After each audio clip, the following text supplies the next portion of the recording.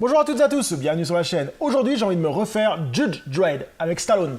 Alors pourquoi, c'est quoi pour moi ça? C'est un film qui m'a vraiment marqué dans les années 90, hein, typiquement milieu 90, avec un Stallone sur testostérone dans sa meilleure forme. Hein.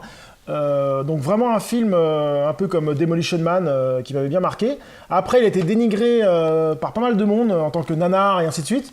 Moi, je suis pas tout à fait d'accord. Il a quelques trucs intéressants ce film. Donc, par contre, je l'ai pas vu depuis X temps, je dirais bien 20 ans. Donc, peut-être qu'il a vraiment mal vieilli. Maintenant, c'est vraiment un gros nanar, j'en sais rien. On va voir ça tout de suite et on va d'abord lire de quoi ça parle. Dans le futur, un homme est la loi. Il est le juge, le jury et l'exécuteur. Judge Dredd. 2139, à Mega City One, ville au taux de criminalité démesuré, Judge Dredd est le plus efficace et le plus redouté des juges. Les sentences, il les exécute immédiatement et sans remords. Injustement accusé, il est condamné à l'exil pendant que son clone met Mega City One à feu et à sang. Ouais, bah déjà le scénario, voilà. Alors, on va parler maintenant de la pub. Hein. Sylvester Stallone nous entraîne à nouveau dans l'enfer futuriste de Mega... À nouveau? Pourquoi à nouveau?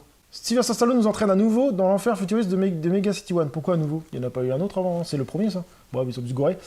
À ses côtés, Amanda Aston, Hoffa, Diane Lane en pleine tempête, sont réunis dans un film riche en effets spéciaux signé Joss Williams. Ah, Joss Williams, celui qui avait fait Alien 3, je crois, que j'avais pas trop aimé d'ailleurs. Enfin, une édition prestigieuse de ce film culte mérité.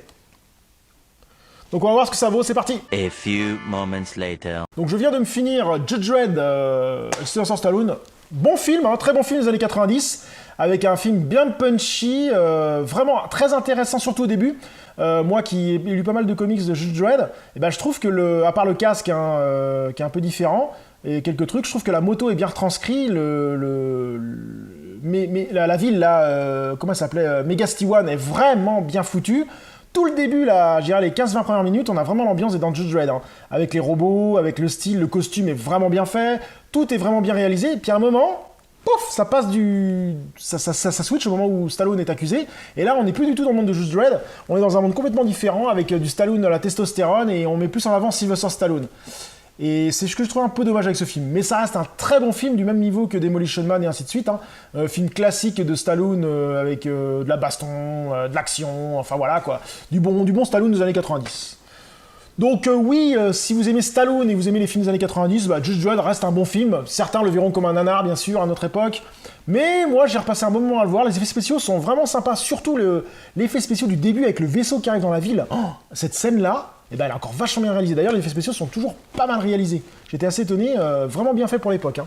Donc oui, donc Sylvester Stallone, oui, moi je vous le conseille si vous ne l'avez pas vu. Maintenant, je vais enchaîner, ça m'a donné envie d'enchaîner avec Dredd, le plus récent Dredd, qui est complètement différent. Et on va voir ça sur la prochaine vidéo.